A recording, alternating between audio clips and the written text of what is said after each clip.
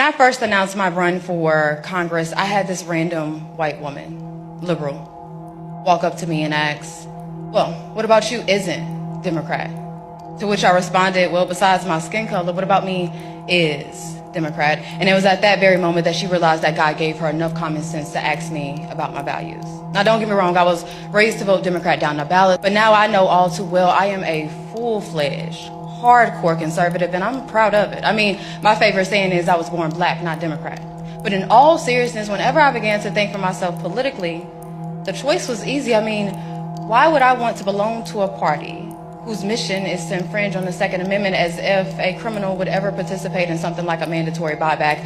Why would I want to belong to and endorse a godless party? Because there is no such thing, and I mean no such thing as a trans child. We have confused children and sick, enabling adults. Why would I want to belong to a party that takes pride in shedding innocent blood? Number one, as if that's not what God hates. Number two, as if there's not a black market for baby organs. And number three, as if abortion clinics didn't start in the hood.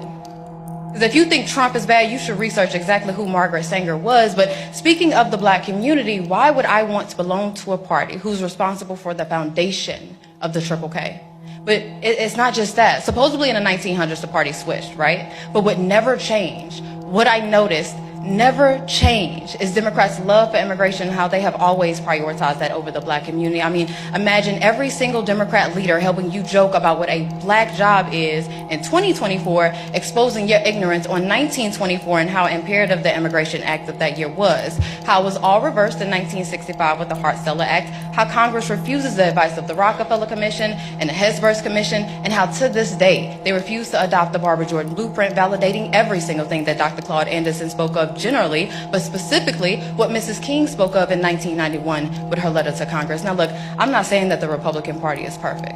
No, nobody's perfect. What I'm saying is I side with Malcolm X when he said that the liberals were the worst thing that could ever happen to the Western Hemisphere, but y'all ignore that, just like how y'all ignore LBJ saying, and I quote, "I'm going to have Negroes voting Democrat for the next 200 years, and by God, 60 years later, I see no sign of recourse, but rest assured your vote is your voice, even if it is a whisper."